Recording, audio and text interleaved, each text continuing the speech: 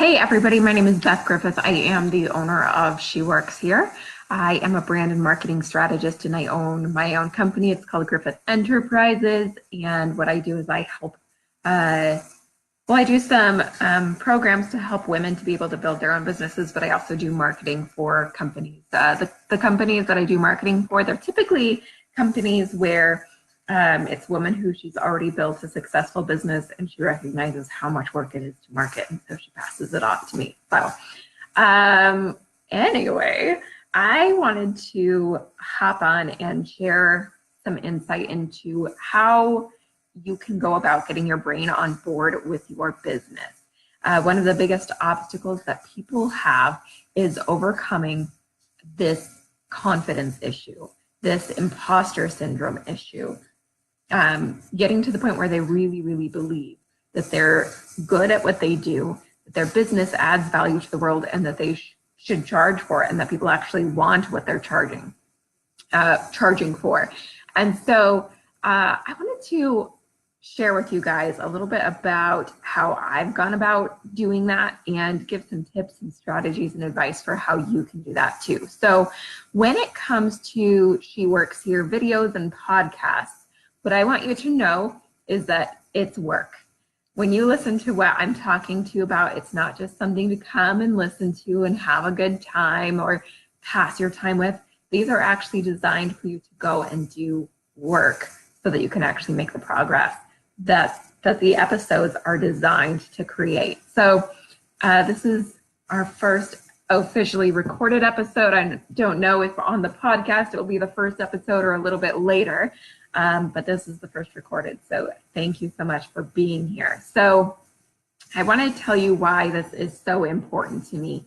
I ran a program called the Magnetic Branding Method. I run a program called the Magnetic Branding Method, and it's actually designed to be extremely challenging. It's designed to push people outside of their comfort zone. It's designed to push people to understand their business in a way that they've never been able to before.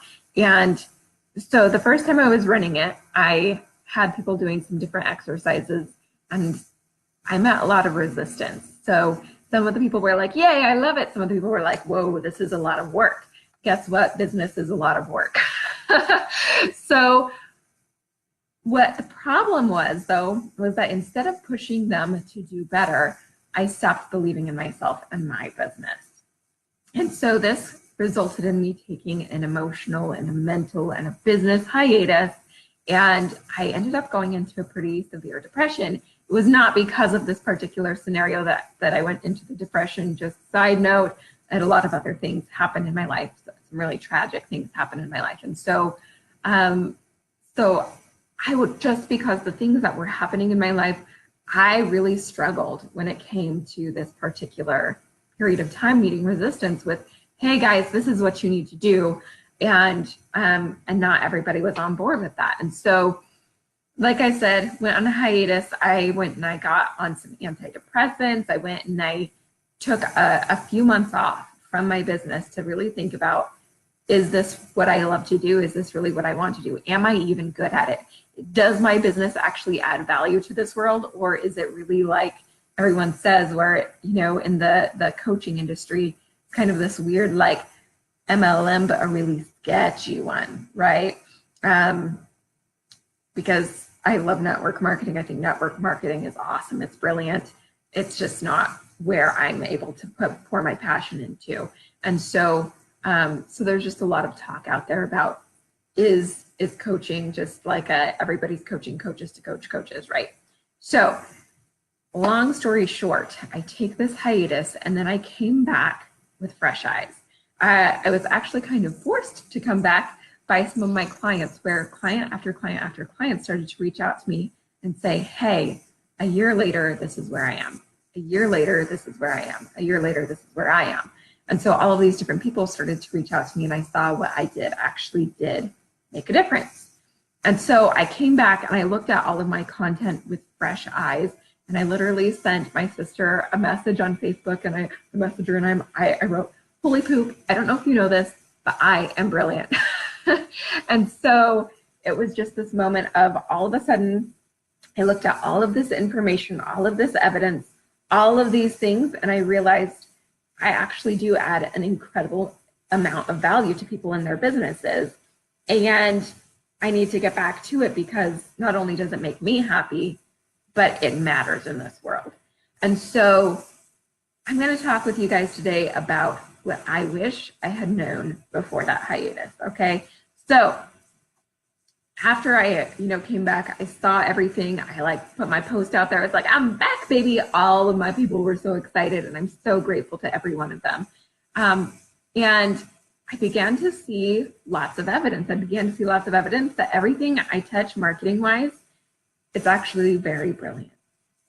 I actually genuinely can say I am so ridiculously smart at what I do.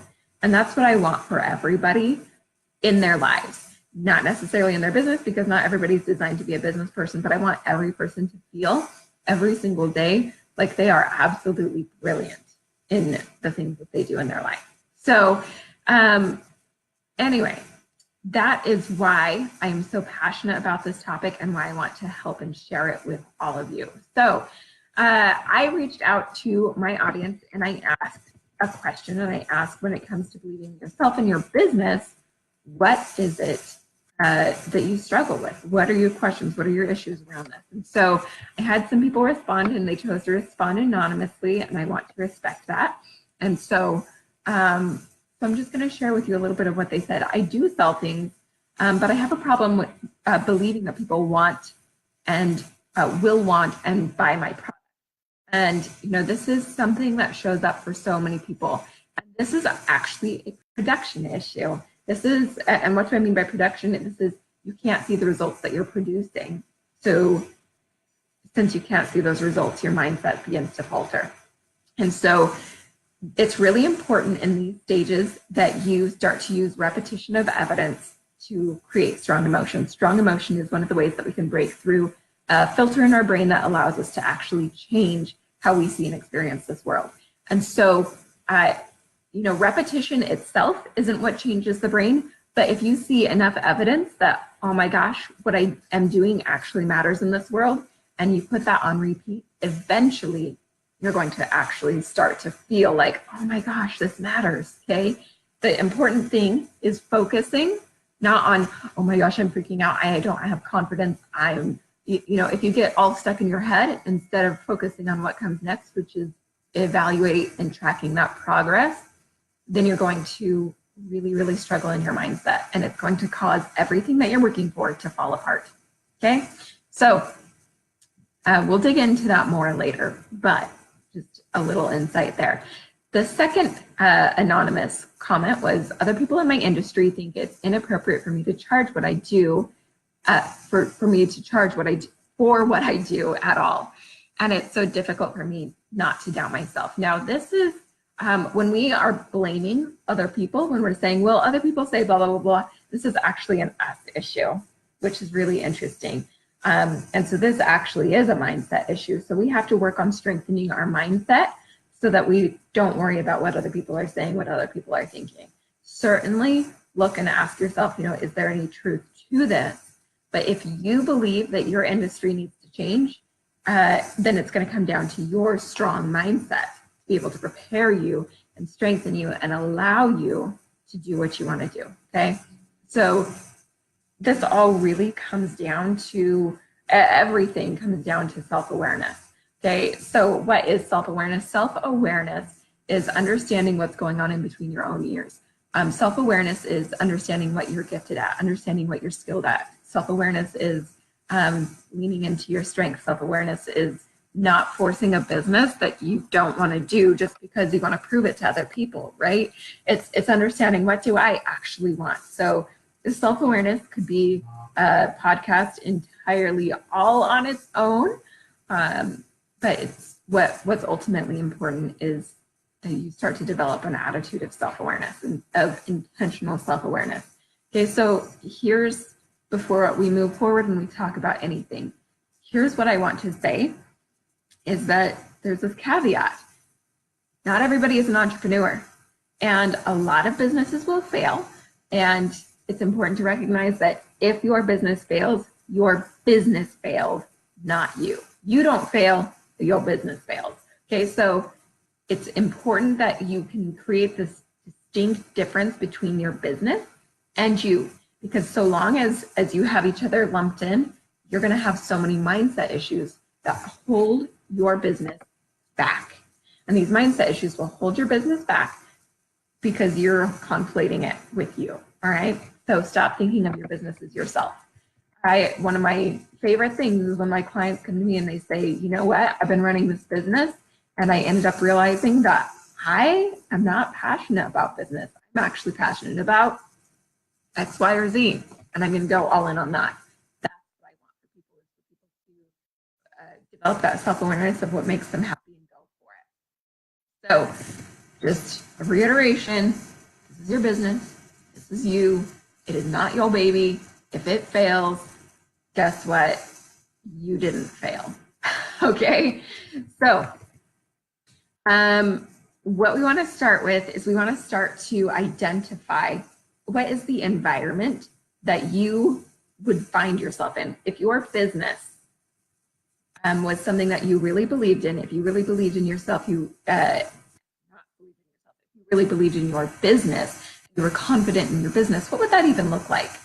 Most of us can't even come up with what our business would look like, what life would look like, what would be going on if we actually believed in ourselves.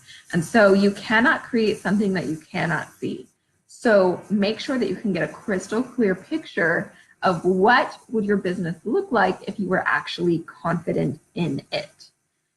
So that's important. Step one. Okay. The step two is you need to find the conflicting beliefs. Okay. So you would not have started this business if you didn't believe that it mattered. You would not have started this business if you didn't believe that it was going to make a difference in this world. And yet you have this other belief that this business doesn't make a difference in this world, that people don't want what you have.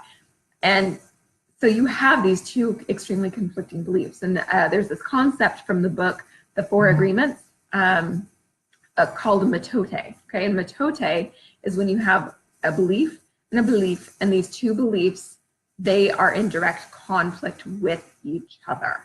And what has to happen is one of them has to be resolved, or you're going to constantly have this battle in your head. And if you're having a battle in your head, it's really hard to run your business. And so we need to look at what are the conflicting beliefs, figure out what those conflicting beliefs are, and you need to resolve one of them and strengthen the other one. Okay. And so how can you resolve a belief? It's typically, from what I've experienced, action-driven resolution is the best way to resolve it. Okay. And so there's so much mindset work that we can do. And mindset work, let's be honest, it feels good and it's not actionable. It doesn't create results. It's not the content that we consume that makes us money. It's the content that we create that makes us money. And this applies here too. Okay. So if you're consuming all of these things for self-gratification, to feel good, to feel like you're doing something for your business, and yet you're not actually doing things in your business, you're not going to create the evidence that makes it so that you can believe in your business. So start to think about, okay, so I have this belief that needs to be resolved. What kind of evidence, if I saw it, would make it so that I could resolve this belief and it could be weakened? It could go away just a little bit more, and it would strengthen the conflicting belief that I want to have strengthened.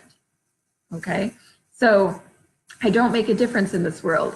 I can make a difference in this world. These are two conflicting beliefs. We want to start to think about what action can I take that's going to create the evidence that's going to strengthen the belief that I can make a difference in this world and weaken the belief that I don't make a difference in this world. Okay, so there's that piece. And then you also want to in this action piece, I want you to be extremely aware, self-awareness. I want you to be extremely aware that you're not acting to shut down that belief. You are acting to create evidence to strengthen the supporting belief.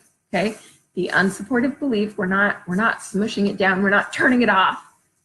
We're strengthening the alternative. Right? Okay, so after you've done that, it's really, really important to start to think about, okay, so who are the people in my social circle who are going to cause problems, or in my business, okay? So there's actually, I call it my 4 quadrants of social business impact. There's 4 quadrants of people who impact your business. The first quadrant is you. The second quadrant is your inner circle. The third quadrant is your consumers, and the fourth quadrant is your network. Okay, so when we think in terms of these 4 quadrants, it's extremely, extremely important that we understand the boundaries of what each of these quadrants is allowed to do to impact our business. So you need to create rules for yourself, for your inner circle, for your consumers, for your network, for how they are allowed to impact your business. And if you see that your inner circle is breaking your business mindset, boundaries need to be drawn, and you need to uphold those boundaries. And when you are able to uphold those boundaries, it's going to make it so that you're going to see a lot more progress in your business, and you'll be able to believe in your business, okay? So here are some questions that you need to ask yourself is, what interactions need to happen to create the boundaries that allow me to go all in? You need to hold your ground with yourself, not with those other people, but with yourself, because you are the one who's going to not uphold those boundaries. When they come to you and they're overstepping those boundaries, do you have the strength and fortitude inside of yourself to uphold those boundaries, even though you might feel guilty? You know, there's this saying all the time of feel the fear and do it anyway, okay? So one day I was driving down the road, and all of a sudden I was thinking about guilt, and I thought, feel the guilt and do it anyway. When it comes to boundaries, why do we think that we have to resolve the guilt? Why do we think that, oh, well, I can't do that because I feel guilty? Take that same concept of pushing past your fear and identify what is that feeling that shows up in your life that keeps you from doing it anyway. What's your blank? You know what? Feel the blank and do it anyway. What's your blank? Anyway, just tell me in the comments. I'm really intrigued to hear. For me, like I said, it's guilt. I know for other people it might be frustration. It might be overwhelm. I don't know. But tell me what yours is. Okay. So then once you decide and get deep inside of yourself and you're ready to uphold those boundaries, it's extremely important to, like we were talking about earlier, track the data that makes it so that you know what you do is valuable. Okay. So we need to have certain data points that we can track. Sometimes it's money, sometimes it's time, sometimes it's things that you've accomplished, things that you've learned. Here's some other examples would be, how many days have you worked on a project? How many hours have you spent toiling away at something? How many goals have you accomplished on your path to X, Y, or Z? Because if you can see so much data that you can recognize how much you've actually put into your business, your brain is going to actually flip and hit this point where it says, I can't quit. I can't quit anymore. I have got to keep going. There's no way I can quit after everything I put into this. But if you are not tracking that data, if you are not tracking the information that shows you how far you've come, you are going to turn around. You are going to stop. You're going to say, what I'm doing doesn't matter. You're going to say, I'm not the right person for this, or my business isn't the right business to deliver this to people. So track data until you hit that switch flipping point, and your brain is saying, I cannot quit now. I can't quit now. Okay. The next thing that you want to do is you want to stop marketing to you. This is one of the most important things. Okay, guys. So this is one of the biggest obstacles that makes it so you don't believe that your business matters. Because if you're marketing to you, your business doesn't matter. Because guess what? You can do it for free. You can get it for free. You know how to make it. You know how to produce it. You know how to whatever it. And so it's not valuable to you. And so long as you're saying, yeah, well, everybody knows how to do this. Everybody knows how to do blah, blah, blah. You're going to feel like you don't add value to the world. Everybody knows how to take a picture. What I do, people should just automatically see and understand its value. Great. You believe that because of where you're at. Your consumers do not believe that yet. And it's important for you to understand that you are not marketing to you. This is the biggest mistake that I was making, guys, was I sat there and I looked at my programs and I said, you know what? This doesn't really add value to the world. And it did. It totally added value to the world. And yet I questioned myself. I questioned my abilities because I was saying, well, I know how to do this. Everybody must.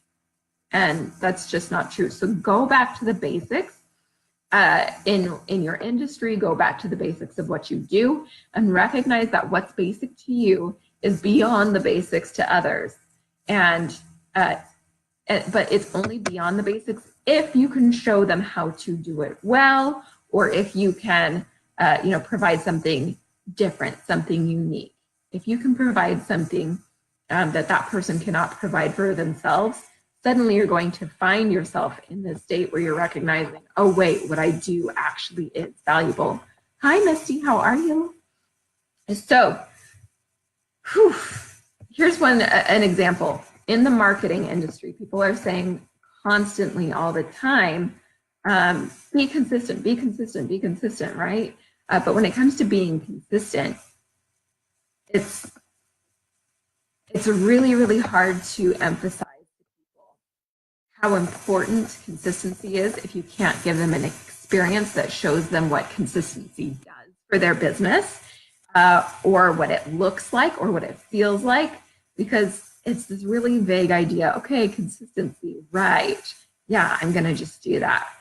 It doesn't click. It doesn't jive.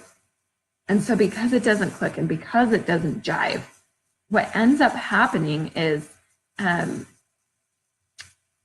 you struggle to believe that consistency matters, or they struggle to believe that consistency matters. And then you don't get the data that shows you that what you're saying matters.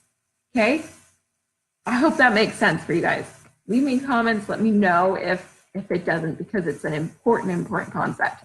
So here is an important question, important question to ask. Is not feeling confident the excuse that your brain has created to stop you from going bigger? So if you have this belief, well, I need to believe in myself, I need to believe in my business, I need to get past this imposter syndrome, that is the belief, the problem that your brain is chasing. And so there's the book, The Simple Art of Not Giving an F.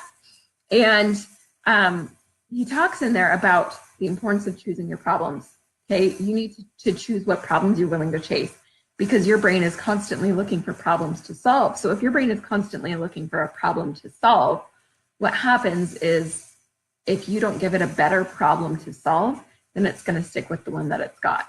So that's why at the very beginning of this, I had asked you the question of what would it look like if you actually believed in your business? I want you to start to ask yourself, okay, so what would the problems be in my business if I actually believed in myself? And start chasing those problems, because those are much better problems to have. I would much rather have the problem of, okay, I need to be able to pay my employees, than, oh my gosh, I'm in such a desperate funk and I don't know if my business matters in the world. That's what matters, okay? So once you believe in your business, what's the problem? What comes next? What would be the new obstacle? What would be the new thing that you would chase? So, long story short, guys, thank you so much for listening. Thank you so much. And remember that this is not just something for you to listen to and get inspired and get motivated. This is work that you actually need to do. This is self-awareness that you need to develop in order to overcome this obstacle. So I have a PDF in our Facebook group, Business Beyond the Basics. It's the Facebook group that I have with my sister, Megan Good. And you can get that PDF in there that goes along with this, and it's going to help you to dig and to ask questions, to do some simple journaling, get some clarity on what is it that you should be chasing. What is it that's keeping you from believing in your business the way that you want to? So if you have a topic that you would love to hear about, something that you're struggling with in your business, something you'd like my insight on, please comment or PM me. And I would love to do a video or a podcast on those topics, okay? So appreciate you all. Thank you so much for listening, and I will catch you on the next episode.